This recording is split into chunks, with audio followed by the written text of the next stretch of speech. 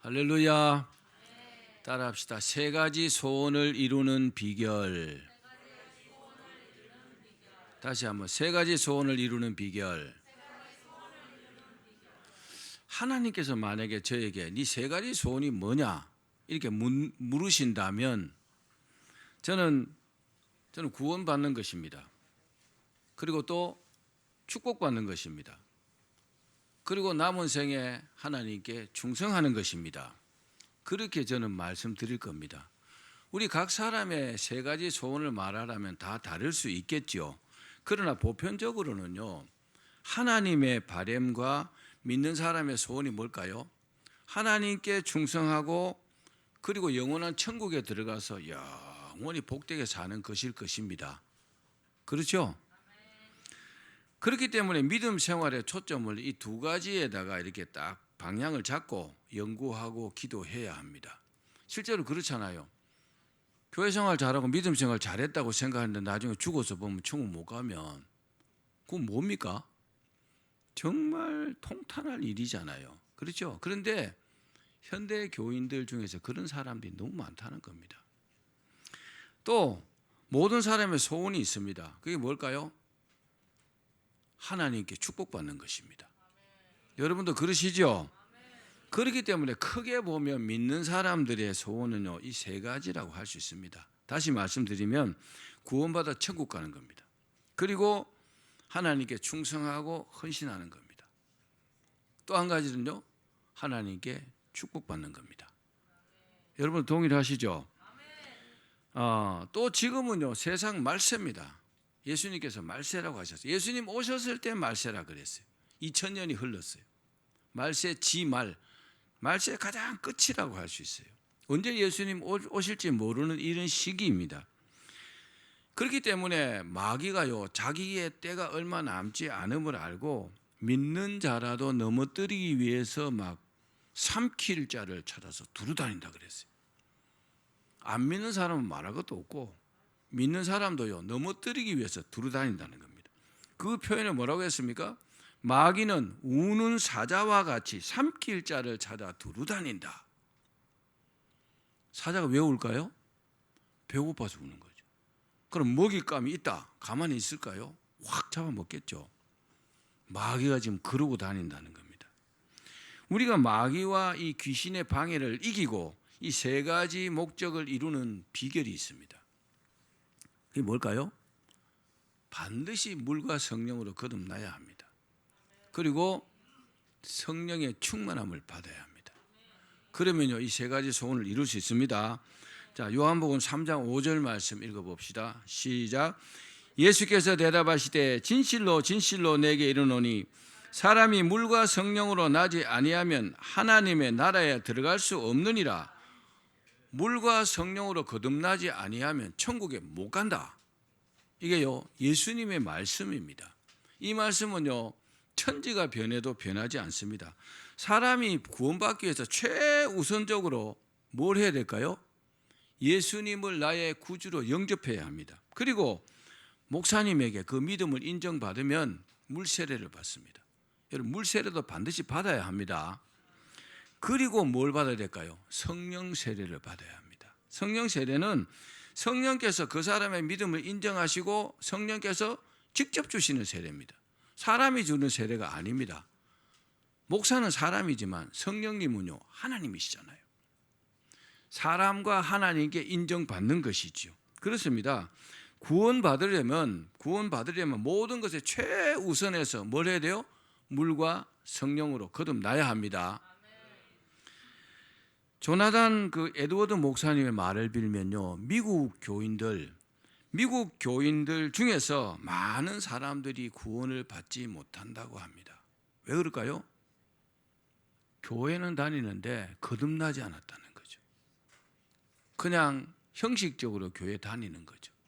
나중에요, 땅을 치고 후회합니다. 이런 사람들이 미국에는 굉장히 많습니다. 한국 교인들은 그나마 좀 적은 편이에요. 세례가 뭘까요? 세례는요, 씻는다는 뜻입니다. 뭘 씻어요? 죄를 씻는다는 겁니다. 사람의 죄는 두 가지입니다. 원죄와 자범죄. 원죄는 뭘까요? 아담과 하와가 하나님을 거역한 그 죄입니다. 내 죄가 아니지만 그 죄 때문에 사람들이 저주받았잖아요. 그리고 또 자범죄. 자범죄가 뭘까요? 자기가 지는 죄를 자범죄로 합니다. 그러니까 원죄와 자범죄, 이 죄를요 회개해서 깨끗이 용서를 받아야 됩니다.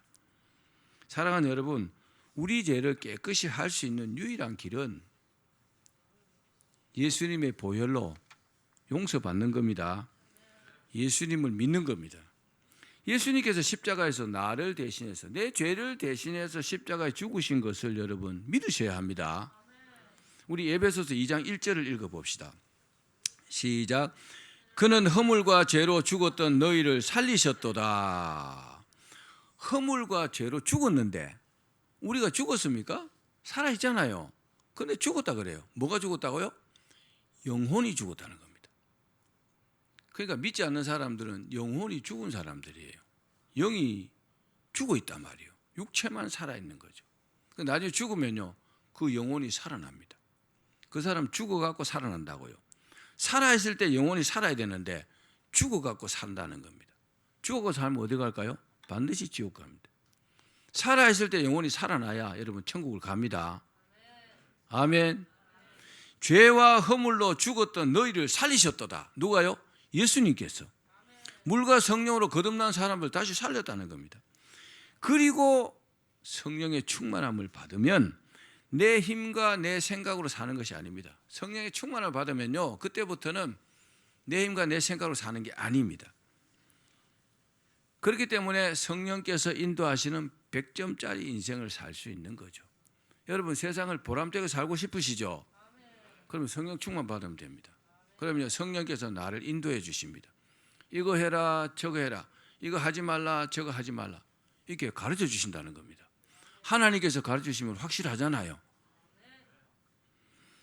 그러면 어떻게 될까요? 당연히 하나님의 뜻대로 살게 되죠. 내 뜻대로 살지 않습니다. 또 이 사람은요 반드시 하나님께로부터 복을 받고 삽니다. 성령께서 인도하시는 사람이 얼마나 하나님을 기쁘시게 할까요? 그리고 복 받고 살겠죠. 그리고 이 땅의 삶을 마감하면 천국에서 영원히 복된 삶을 살게 되는 것입니다. 여러분 오늘 말씀을 통해서 이 세 가지 소원이 다 이루어지기를 주의 이름으로 축원합니다. 하나님께서 세상을 창조하신 후에 아담과 하와의 범죄로 인해서 죄가 세상에 들어왔어요. 죄의 삭은 뭐라고 했어요? 사망이라 했잖아요. 죄 지으면 죽는 겁니다. 죄의 삭은 사망이라고 하신 말씀처럼 사람은요 당연히 죽어야 되는 존재가 되어버렸습니다. 안 죽어도 되는데 죽어야 되는 존재가 되었다는 겁니다. 이 사실을 히브리서 9장 27절에서 확인시켜 줍니다. 읽어봅시다. 히브리서 9장 27절 시작. 한 번 죽는 것은 사람에게 정하신 것이요 그 후에는 심판이 있으리니. 저도 죽고 여러분도 죽어요. 우리 어린 영민이도 때가 되면 죽어요. 그죠? 이건요 정해진 사실이라는 겁니다. 근데 죽는데 문제가 뭡니까? 죽은 후에는 심판이 있다는 겁니다. 선악간에 심판한다는 겁니다. 여러분 세상에 모르는 사람들은 착하게 살면 천국 가는 줄 알아요. 아니요, 아무리 착하게 살아도 천국 가지 못합니다. 왜 그럴까요? 죄가 없어지지 않기 때문에. 죄가 있느냐 없느냐의 문제지 착하게 사느냐 나쁘게 사느냐 악하게 사느냐 이 문제가 아니라는 사실입니다. 예수 믿고 물과 성령으로 거듭나면요 당연히 착하게 살게 됩니다. 거듭나서 착하게 살아야 되는데 그냥 착하게 사는 걸로 해서 나는 죄진 게 별로 없으니까 천국 가겠지? 아니요. 아무리 착하게 살아도 아담과 하와가 지은 원죄는 없어지지 않는다는 겁니다. 이해하시겠죠? 그래서 잘못되는 겁니다. 자, 그런데 육체가 죽은 후에도 그 영혼이 죽지 않잖아요. 죽지 않고 천국이든지 지옥이든지 영원히 살아야 됩니다. 문제는 죄를 가진 채 죽으면 그 죄로 인한 벌로 영원한 지옥에 간다는 겁니다. 사실 이 죄의 문제는요 아주 심각한 겁니다. 그런데 그 죄를 사람의 힘만으로는 없애할 수 없다는 겁니다. 사람의 힘으로는요 이 죄를 없애할 수 없어요. 그래서 하나님께서 우리를 긍휼히 여기셔가지고 예수 그리스도를 이 땅에 보내신 것입니다. 그리고 우리 대신 죽게 하셨잖아요. 십자가에 죽게 하시고, 그리고 그 사실을 믿는 사람들의 영혼을 구원해 주시는 겁니다. 아멘. 예수님께서 복음을 전하셨을 때 믿는 사람도 있고 복음을 배척하는 사람도 있었습니다. 그 중에는 근데 믿든지 배척하든지, 예? 예수를 믿든지 안 믿든지 배척하든지 그 책임을 자기가 지는 겁니다. 나는 안 믿어져. 뭐 어쩔 수 없죠. 믿으면 좋은데 안 믿어지면요, 그 책임도 자기가 진다는 겁니다. 믿어지시면 아멘. 예수님께서 주님께서 12제자를 택하시고 그들을 통해서 복음을 쭉 이렇게 확산시켜 나갔습니다. 12제자를 맨 먼저 택하셨어요. 그 중에는 믿는 사람도 있고 가룟 유다처럼 예수님을 배신한 사람도 있었고 베드로처럼요, 의심하는 사람도 있었습니다. 왜 이런 일이 일어날까요? 그럼 믿으면 되는데 왜 이런 일이 일어나겠냐고요. 그 주된 이유는요, 마귀와 귀신들이요, 믿지 못하게 하기 때문입니다. 아멘.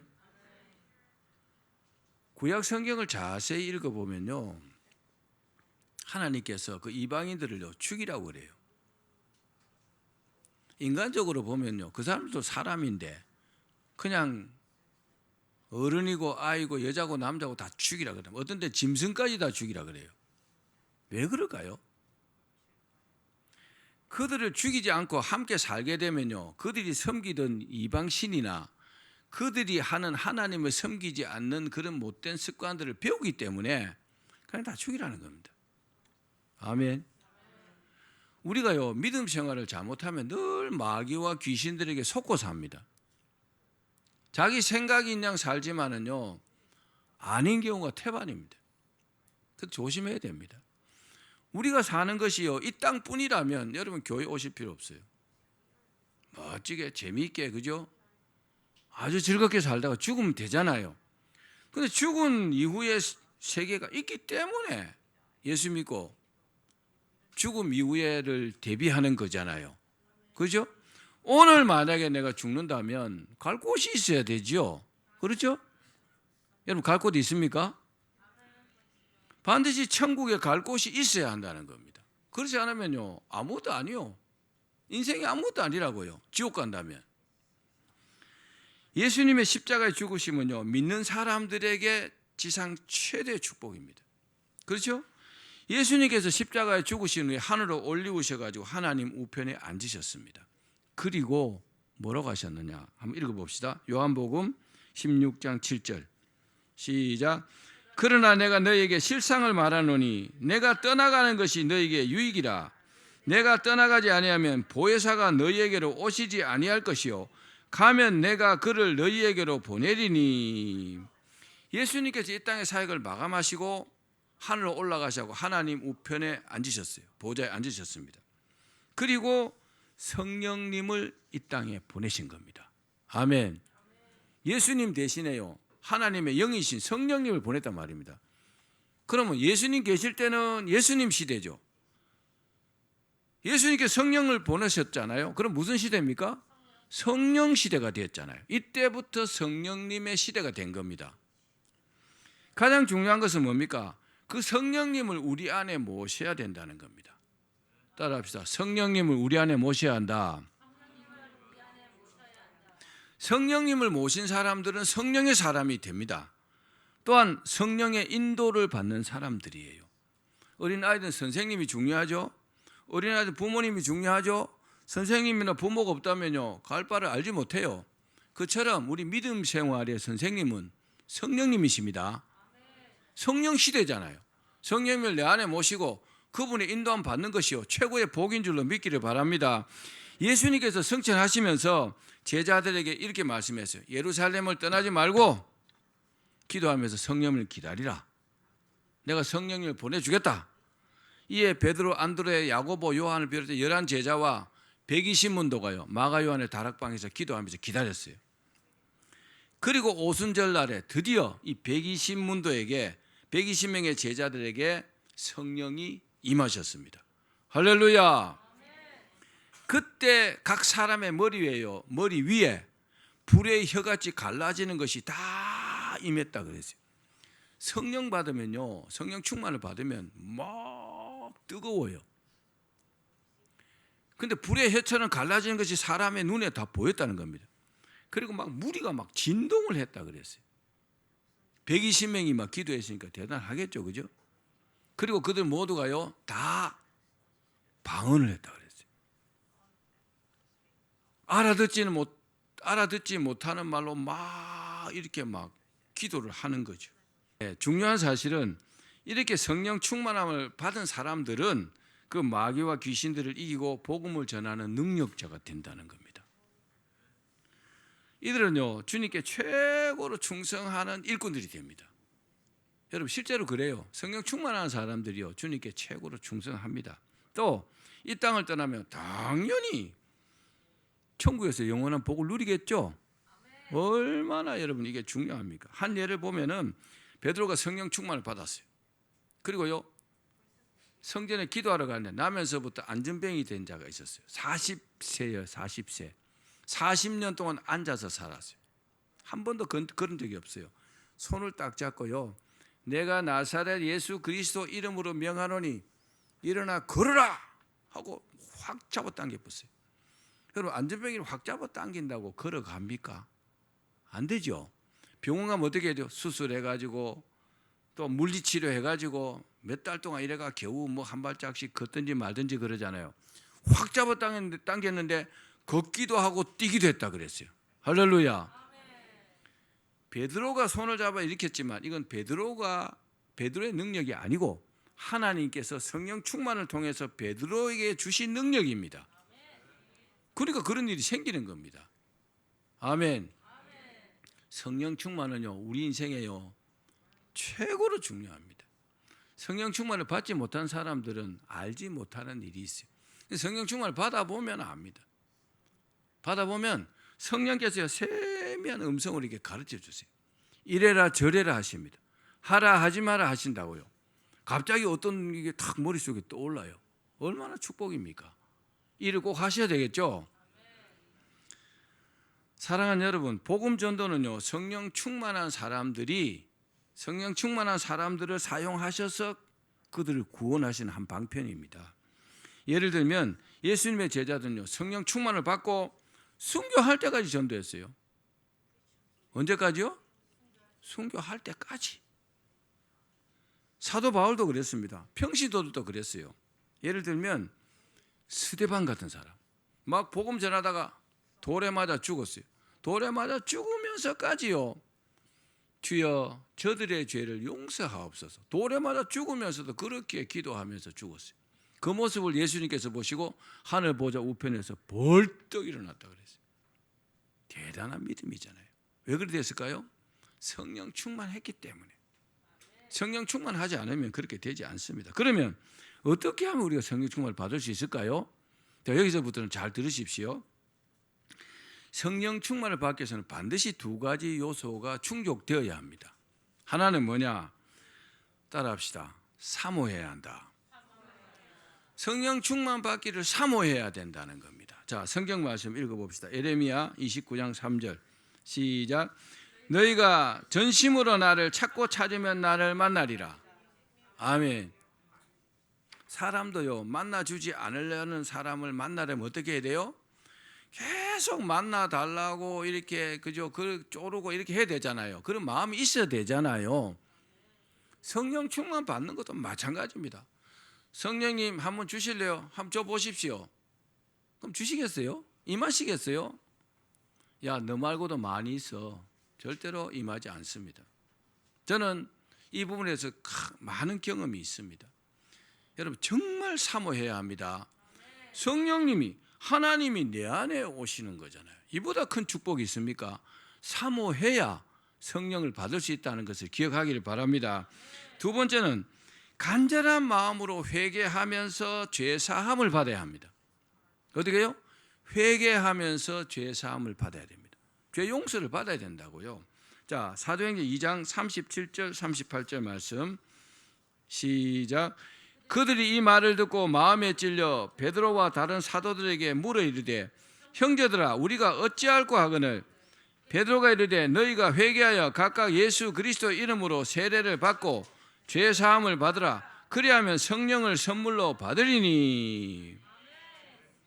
성령님은 거룩한 분이에요.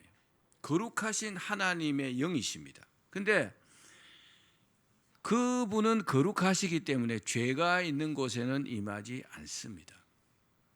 그래서 간절한 회개 기도를 통해서 죄를 용서받아야 합니다. 죄 사함이 뭡니까? 죄를 용서받는다는 거잖아요. 그죠? 회개는요, 회개를 하는 사람의 입장에서 하는 게 아니요. 받으시는 성령님의 마음을 감동시켜야 합니다. 내가 회개하는 그 기도를 성령님께서 받으시고 오 됐네 오케이 해야 이거요 죄를 용서해 주시잖아요. 그렇죠? 하나님 나 죄니까 용서해 주세요. 끝. 용서 못 받을 수도 있어요. 야 임마 장난하냐? 그럴 수도 있는 거잖아요. 그렇죠? 이해하시겠죠? 그 기도를 하나님께서 받으시고 죄를 용서받아야 한다는 겁니다. 사람과의 관계도 마찬가지잖아요. 둘이 원수졌어요. 아니 내가 사과한다 미안하다 용서를 구하잖아요. 진심이 전해지면 용서해 주겠죠. 아니 미안하다 다음부터 안 그럴게 미안해. 장난하냐? 그럴 수도 있잖아요. 그죠? 그렇죠? 진정성이 전달되지 않으면 용서 안 해줄 수도 있는 거잖아요. 마찬가지라는 겁니다. 그러나 아무리 회개해도요 회개가 안 되는 사람이 있어요. 왜 그럴까요? 그 사람이 회개할 마음도 있어요. 또 마음과 말로 회개하는데도 안 되는 경우가 있다고요. 회개는 하는데 회개 잘 안 돼요. 되는지 안 되는지도 잘 몰라요. 이런 사람들은 대체로 자기의 그 어떤 고정관념이 잘못된 경우가 많습니다. 잘못 생각하고 있는 거죠. 잘못 배워갖고 그동안 잘못 알고 있었던 것 때문에요 회개가 안 되는 겁니다. 아무리 회개가 안 돼요. 그 고정관념을 깨뜨리고 예수님을 믿고 기도해야 합니다. 또 한 가지는 이 사람을 성령 충만 받지 못하게 하려는 귀신들의 방해입니다. 귀신들이요 성령 충만 받지 못하게 하려고 엄청 방해합니다. 저는 사회 가면서 이런 사람들 많이 봤어요. 그래서 안수 기도를 통해서 제가 그 문제를 해결해 준 경우가 어마어마하게 많습니다. 그러면요 회개가 막 터져갖고 막 눈물 콧물 흘리면서 회개하는 모습을 제가 많이 봤습니다. 그리고 그렇게 깨끗해진 심령 위에 성령 충만이 임하는 것입니다. 여러분 한번 임하신 성령님은 영원토록 우리와 함께 계십니다. 자 오늘 본문을 읽어봅시다. 시작. 술 취하지 말라 이는 방탕한 것이니 오직 성령으로 충만함을 받으라. 성령으로 충만함을 받으라고 했는데 성령으로 충만한 게 뭘까요? 성령으로 충만한 게 뭘까요? 성령 충만은 헬라어로 플레로라 그러나 플레로 가득 따라합시다. 가득하게 하다, 끝까지 채우다, 완벽하게 하다. 예, 충만하게 한다는 말씀이 바로 이 말씀입니다. 성령 충만은 우리가 할 수 있는 것이 아니고 여러분 성령 충만 내가 할 수 있는 게 아닙니다. 할 수 있는 게 아니고 성령께서 충만케 해주셔야 가능한 겁니다. 아멘. 그건 하나님의 은혜죠. 그죠? 성령 충만 받는 것은 정말 축복이에요. 이보다 큰 축복은 없습니다. 그래서 성령 받은 사람이 더욱 간절하게 기도하면 성령 충만이 이렇게 임하게 됩니다. 그런데 자기 개인적으로 하려면 힘들어요. 그래서 목사님이 도와줘야 돼. 목사님이 도와주면 쉽게 받을 수 있습니다. 우리 교인들 성도들 가운데 저한테 이제 안수받고 성령 충만 받은 사람들이 대부분이죠. 그런데 끝까지 나한테 안 받는 사람도 있더라고요. 뭐 어쩔 수 없죠, 그죠? 저한테 도움을 가면 쉽게 받을 수 있는데 고정관념 때문에 자기의 생각 때문에 안 받는 겁니다. 성령 충만 못 받는 거죠. 오늘 설교를 끝까지 들어보시면 성령 충만이 뭔지, 성령 충만을 어떻게 받는지 알 수 있습니다. 자, 각설하고 모두가 다 성령 충만을 받기를 바랍니다. 자, 충만함을 받으라는 이 말씀도 명령형이에요.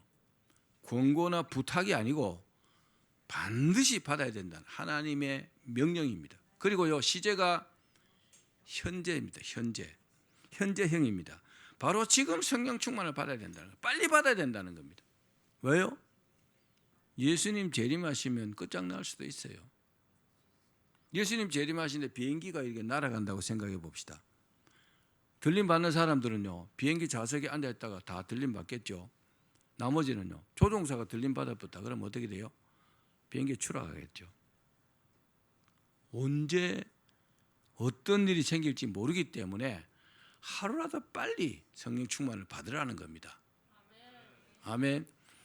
저는 이 목회의 목적을요, 목회 방향을 성령 충만에 두고 있어요. 이것밖에 없더라고요. 성령 충만밖에 없어요. 성령 충만 받으면 다 해결되는 거예요. 아멘. 성령 충만을 우리가 할 수 있는 게 아니라 했죠. 성령께서 충만케 해주셔야 가능한 겁니다. 내가 할 도리는 뭡니까? 회개하고 기도하는 겁니다. 간절히 사모하는 겁니다. 그래서 성령 받은 사람이 더 간절히 기도해야 합격! 그때 성령 충만이 임하는 겁니다. 성령은 일생에 한 번 받는 것이지만 성령 충만은 반복해서 받습니다. 성령은요, 예수 믿을 때 내가 예수를 구주로 영접할 때 성령을 받습니다. 받을 수도 있습니다. 못 받을 수도 있고, 받았다고 치고, 성령 충만은 그 이후에 기도해서 받는 겁니다. 사도행전 2장에서 제자들도요, 성령 충만을 받고 4장에 가면요, 다시 또 성령 충만을 받습니다. 우리가 그렇잖아요. 자동차에 기름을 가득 넣고 막 달리면 쫙 줄어들죠. 그럼 어떻게 해야 돼요? 주유소가 또 채워야 되잖아요. 어떤 그런 개념입니다. 성경에는 성령 충만이요, 기도할 때, 말씀을 들을 때, 그리고 주의 종에게 안수 받을 때 그렇게 성령 충만이 임하는 내용이 3번 나옵니다. 구체적으로 한번 보겠습니다. 자, 사도행전 2장 1절에서 4절 천천히 읽겠습니다. 시작. 오순절 날이 이미 이르매 그들이 다 같이 한 곳에 모였더니 호련히 하늘로부터 급하고 강한 바람 같은 소리가 있어 그들이 앉은 온 집에 가득하며 마치 불의 혀처럼 갈라지는 것들이 그들에게 보여 각 사람 위에 하나씩 임하여 있더니 그들이 다 성령의 충만함을 받고 성령이 말하게 하심을 따라 다른 방언으로 말하기를 시작하니라. 아멘. 120문도가 10일 동안 간절히 기도했어요. 여러분 10일 동안 기도해 본 적 있습니까? 아무것도 안 하고 밥 먹는 시간 빼고 계속 기도했다 이 말이에요. 대단하죠? 성령 받는 것을 이 사람들처럼 하면 반드시 받아요. 성령님 한번 줘보세요. 내가 주시면 받을게요. 죽을 때까지 못 받습니다. 죽어서도 못 받습니다. 그건 하나님을 기만하는 겁니다. 정말 내가 간절히 원해야 된다는 겁니다. 이 사람 뭐하다 성령 충만 받았어요? 기도하다가 받았잖아요. 따라합시다. 기도하면 성령 충만 받는다. 자, 그렇게 막 기도했는데 120명이 몽땅 다 방언 기도했다는 겁니다. 저도 사역하면서 뭐 부흥회를 하든지 이러면요, 거기 온 사람이 몽땅 다 방언 받는 경우가 많았습니다. 뭐 학생들 수련회 할 때도 그런 적이 많았고, 그래서 잘못된, 지금부터 말씀드린 이 잘못된 생각을 버려야 됩니다. 방언은 하나님께서 주시면 받고 안 주시면 못 받는 거다. 이거는 틀린 말입니다. 자, 성령을 받으면 성령을 받았다고 방언하는 건 아닙니다. 그럼 누가 방언하느냐? 성령 충만을 받은 사람들이 그 영이요 말을 하는 것이 바로 방언입니다. 아멘. 방언하는 것과 못하는 것의 차이가 뭘까요? 하늘과 땅 차이입니다. 사람은요 한국말로 이 입으로 기도할 수 있어요, 그죠? 마음으로도 기도할 수 있어요. 그 다음에요 방언은요 영의 기도잖아요. 이 사람 3가지로 기도하잖아요. 여러분 2가지 하고 싶어요? 3가지 하고 싶어요? 방언 기도 해보지도 않은 사람이 방언하는 사람 보고 막 뭐라고 합니다. 정말 어리석습니다. 그게 뭔지도 모르면서. 목사들 중에서 그런 사람도 많습니다. 나는 성령 충만하지 않습니다. 이것을 광고하는 겁니다. 목사님들 중에서 저한테 안수기도 받고 성령 충만 받고 방언한 사람이 엄청 많습니다. 그럼 자기가 선배라고 절대로 말하지 말라고 그러더라고요. 창피한 줄은 아는가 봐. 방언하고 싶은데 방언이 안 되는 거예요. 어떻게 해요? 도움 받아야죠. 그래도 하는 게 낫겠죠. 방언이 뭘까요? 자, 고린도전서 14장 2절입니다. 시작. 방언을 말하는 자는 사람에게 하지 아니하고 하나님께 하나니 이는 알아듣는 자가 없고 영으로 비밀을 말함이라. 영으로 하나님께 비밀을 말하는 게 뭐라고요? 방언이라는 겁니다. 그래 하는 게 좋겠죠. 못하는 게 좋을 리가 없잖아요. 이게 방언입니다. 방언 헬라어로 글로사라 그럽니다. 이 무슨 뜻이냐? 자연적으로 얻어지지 않는 언어. 그냥 가만히 있다고 되는 게 아니라 이 말이에요. 자연적으로 얻어지지 않는 언어가 방언입니다. 방언은 우리의 영이 하나님께 기도할 때 사용하는 영의 언어입니다. 한국말로만 기도하지 않고 영어로도 기도하는 거죠. 그 영이 하나님께 교제하며 교통하는 수단이 방언이라는 겁니다. 방언이 굉장히 중요합니다. 우리가 성령 충만하면 죄로 말미암아 죽었던 내 영이요 다시 이렇게 살아나고 영의 언어로 기도할 수 있습니다. 방언하는 사람들은요 복받은 사람들이죠.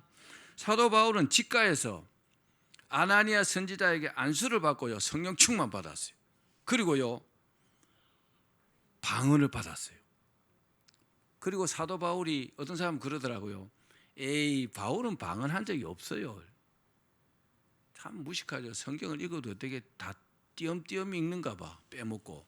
자 읽어봅시다. 고린도전서 14장 18절 고린도전서 시작. 내가 너희 모든 사람보다 방언을 더 말함으로 하나님께 감사하노라. 고린도전서는요 사도 바울이 있었어요. 여기 내가 누굽니까? 바울입니다. 내가 너희 모든 사람보다 방언을 더 말함으로. 고린도 교회 교인들 너희들보다 내가 방언을 훨씬 더 많이 말함으로 하나님께 감사한다 이 말씀이잖아요. 그렇죠? 우리가 알다시피 사도 바울은요 어마어마한 능력자입니다. 그 능력이 어디서 나왔을까요? 그 능력은요 방언 기도에서 나온 겁니다. 저도 뭐 산기도를 통해서 방언 기도 어마어마했죠. 근데요 하나님께서 능력을 그 방언 기도를 통해서 주시더라고요. 능력 받기 원하시죠? 그러니 방언 기도 어마어마하게 하십시오. 제가 설교할 때 몇 번 말씀드렸잖아요. 그 영주의 그 김 집사님, 한전에 다니는 그분은 일부러 자원해갖고요 변전소에 자기가요 그리 자원했어요. 자기가 한전 직원인데 왜요? 기도하려고. 출근하면 아무도 없으니까 혼자 있으니까 아침부터 저녁까지 기도하는 거죠. 어마어마하게 능력 받았어요. 할렐루야. 사실입니다. 하는 만큼 되는 거예요. 그러면요 정말 속된 말로 별의 별일이 다 일어납니다. 정말 대단한 능력자가 됩니다. 자, 또 사도행전 10장 44절부터 48절 말씀 읽어봅시다. 시작.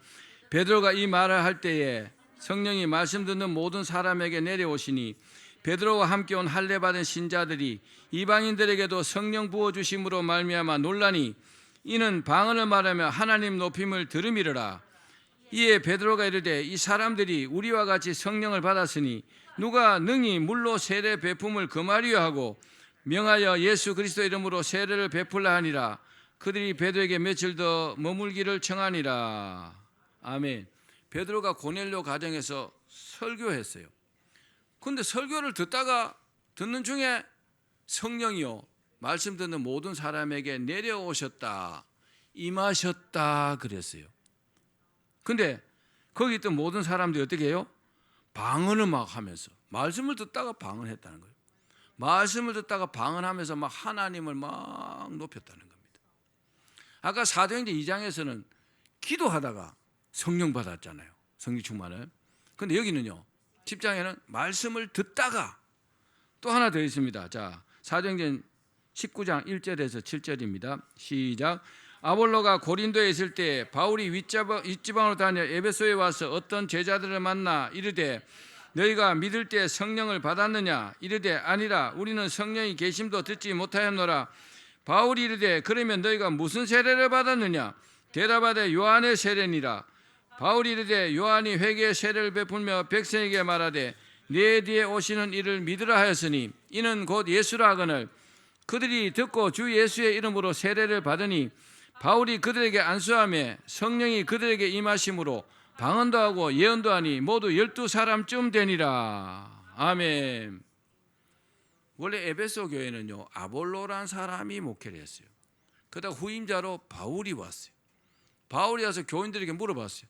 너희가 믿을 때 성령 받았느냐? 그러니까 교인들이 아니요, 우리 성령이 뭔지도 몰라요. 성령이 뭔지도 모르는데 어떻게 성령 받습니까? 그래서 바울이요, 그들에게 말씀을 전하고 회개시키고 안수기도 했다 그랬어요. 안수기도 하니까 그들에게 성령이 임하니까 그들이 방언도 하고 예언도 했는데 12사람쯤 됐다 그랬어요. 어떻게 해요? 안수받고 성령 받았다는 겁니다. 바울은요, 자기가 안수받고 성령 받았어요. 그러니까 배운 대로 하는 거예요. 자기도 안수받고 성령 받아서 이 사람도 안수기도 하는 거예요. 저도 뭐 정말 수천 명 이상 안수기도 해봤습니다.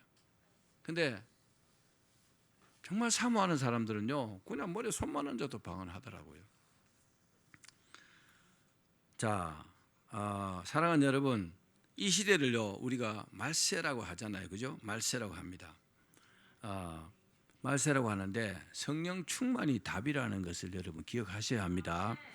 저는 사회 가면서 많은 사람들 안수해 줬다 그랬잖아요. 근데 한 가지만 말씀드리면, 저희 외할머니 지금 이제 그 천국 가셨는데 이분이 한 80살쯤 됐어요. 제가 부산에 있을 때. 근데 정말 믿음이 깨끗하고 좋아요. 기도도 열심히 합니다. 근데 다른 사람들이 맨날 방언하는 거 보니까 부럽잖아요. 그래서 저보고, 저는 그때 집사였어요. 방언하는 게 소원이래요. 아니 그거요 쉬운데요. 그럼 지금 해드릴까요? 해달래요. 머리에 딱 손 얹고요, 그 자리에서 방언 받았어요. 그리고 뭐 한참 더 사시다가 천국 가셨고, 저희 처 외할머니는 백수하셨어요. 근데 이분요, 처녀 때도 막 산기도 다니고 이랬어요. 근데 그분이 한 정확한 나이는 모르겠는데 한 90살쯤 됐을 때, 90 할머니잖아요, 그죠? 방언하는 게 소원이래요. 소원은 그럼 내가 풀어드려야지. 그래서 이분은요, 머리에 딱 손 얹고 제가요, 금방 방언하더라고요. 할렐루야. 방언 못하는 게 비정상이고 방언하는 게 정상입니다. 근데 이 두 분이요, 그 방언 기도를 하면서 막 눈물을 흘리면서 그렇게 좋아하더라고요. 왜? 남들이 방언하는 게 그렇게 이제 부러웠던 거죠. 우리 뭐 교회 그 딸 아들 있지만요, 우리 민정이 7살 때, 우리 지영이 6살 때 내가 산에 데려가고 둘이 딱 머리에 손 얹고 기도해. 쟤들은 이제 7살, 6살 때 방언 받았어요. 그 이후에 열심히 안 해서 그렇지. 제가 그때 집사였어요. 아들, 딸이 너무 소중하더라고요. 얘들요, 방언하는 게 너무 귀하겠더라고요. 그래서 뭐 딱 잡고 기도하면 바로 방언하더라고요. 모두 할 수 있습니다. 성령 충만하면요, 반드시 방언합니다. 할렐루야. 세상 종말이요, 실제로 가까웠어요. 근데 어떻게 될지 몰라요. 그죠? 마귀도 이 사실을 알고 믿는 자라도 넘어뜨리게 해서 두루 다닌다 그랬잖아요. 삼킬자를 찾아서 막 돌아다닌다는 겁니다. 그래서 우리가요, 모든 일에 우선해서 성령 충만부터 받아야 합니다. 우리 힘만으로 마귀와 귀신들을 이기지 못합니다. 그건 어렵습니다. 우리 힘으로 못 이겨요. 그들은 보고 우리는 못 보는데요. 영안이 열렸을 때만 귀신들을 봐요. 그죠? 안 보이잖아요. 여러분, 눈 감고 누구하고 싸워봐 이길 수 있어요? 뭐 아구통이 깨지는지 모르잖아요. 근데요, 성령 충만 받으면 예수 그리스도 이름 때문에요, 귀신들이 꼼짝을 못합니다. 성령 충만을 딱 받으면요, 그때부터는 내가 귀신을 무서워하는 게 아니고 귀신이 나를 무서워합니다. 그래서 성령 충만 반드시 받아야 됩니다. 성령 충만 받으면요, 집안에 귀신들 있잖아요. 야, 이 더러운 놈의 귀신들아, 예수 이름으로 명하노니 싹 물러가라. 그러면요, 한 길로 왔다 10길로 도망가 봅니다. 근데 성령 충만하지 않은 사람이 이 더러운 귀신아 그러면요, 멱살 잡힙니다. 그런 사람도 많이 맞아요. 뺨도 맞아요. 사람이 때립니다. 귀신 들은 사람들이 때려요. 근데 성령 충만한 사람한테는 옆에 접근을 못합니다. 무서워갖고 덜덜덜덜 떱니다. 우리 교회에 뭐 많은 사람들이 뭐 왔다 갔다 했지만요, 근데 처음 이렇게 예배 드리고 등록하는데 등록 카드 쓰는 손이 떨려가고 덜덜덜덜덜덜 이런 사람도 있었어요. 수전증이 있는 줄 알았어요. 난 아무 말도 안 했는데 내 앞에 딱 앉아 있는데, 근데 알고 보니까 귀신 들렸어요. 그러다가 픽 쓰러져 보더라고. 자기 그 교회 앞에 그 자기 처갓집에서 거기서 한 2시간쯤 누웠다 다시 왔는데 무엇이 몸이 그렇게 가볍대요. 귀신이 나가서 그렇죠, 그죠? 여러분 성령 충만 받으면 능력 받습니다. 지금은요 사람들과 귀신들과 섞여서 살고 있어요. 귀신이 그 사람 속에 들어가는 사람도 많습니다. 얼마나 무섭습니까? 이런 시대에 우리가 살고 있다는 겁니다. 그것들 이기기 위해서 반드시 여러분 성령 충만 받아야 합니다. 성령 충만을 받으면 하나님의 권세와 하나님의 능력이 우리에게 임하는 겁니다. 하나님의 권세는 뭡니까? 우리가 하나님의 자녀가 되는 거죠. 하나님의 능력은요, 하나님께서 가지고 계신 그 능력이 내 안에 들어온다는 거죠. 대단한 능력자가 되는 겁니다. 또 성령으로 충만하면 사랑이 없던 사람이 사랑을 베푸는 사람이 됩니다. 신기하게 싹 사람이 변해요. 그리고 또 기쁨이 없던 사람이 늘 기쁩니다. 얼굴이요 환해져요. 또 굉장히 이 사람은요 그전에는 완전히 막 이 사람만 끼면요 막 싸움이 나는데 성령 충만 받고 나면 이 사람이 딱 끼면요 싹 화목해집니다. 멋지죠? 얼마나 멋집니까? 또 얼마나 어려운 일이 있어도 오래 참습니다. 왜요? 하나님을 믿기 때문에. 그리고요 자비의 사람이 됩니다. 어떤 냉정하고 잔인한 사람이 아니고 굉장히 자비가 넓은 사람이 된다는 거죠. 그리고 아주 선량한 사람이 됩니다. 아주 착한 일을 많이 합니다. 그리고 불평하지 않습니다. 불평하지 않고 늘 하나님께 충성합니다. 그리고 오만 불선했는데 아주 겸손한 사람이 됩니다. 그리고 늘 이 사람은요 성령의 인도하심을 받게 됩니다. 또 성령께서요 전도한 힘도 주고 기도한 힘도 주고 충성하는 힘도 줍니다. 그 자기가 뭐 하려고 하는 게 아니라 저절로 막 그렇게 되는 거죠. 또 뿐만 아니라 엄청난 지혜도 주시고 능력도 주십니다. 우리 성도님들 뭐 직장도 다니고 사업도 하시잖아요. 성령 충만 받고 하면 훨씬 쉬워요. 신기합니다. 저는 축복 설교든지 뭐 성공하는 설교 이런 거 참 많이 했어요. 전부 성경에 있는 원리입니다. 제가 해보니까 그대로 되더라고요. 근데 그 밑바탕이 뭐요?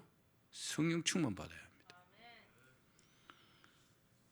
성령으로 충만하면 우리가 해야 할 일, 또 알아야 될 일, 위험한 일들 이런 것을요 적절하게 가르쳐 주십니다. 그때 성령님의 지시에 순종해야 됩니다. 막 어려움 당하고 하나님 왜 안 가르쳐 주셨어요? 그때 가르쳐 줬는데 네가 안 했잖아. 왜 그런 일이 생길까요? 충만하지 않아서 그래요. 충만하면요 하나님 말씀하신 것을 그대로 알아들을 수 있습니다. 그래 형통합니다. 말씀을 맺겠습니다. 사랑하는 여러분, 우리의 구원과 또 축복과 하나님께 충성하는 길은 성령으로 충만함을 받는 것입니다. 따라합시다. 성령으로 충만함을 받아야 한다. 자, 오늘부터 성령 충만을 사모하고 그리고 간절히 기도하여서 반드시 성령 충만을 받으시기를 주의 이름으로 축원합니다.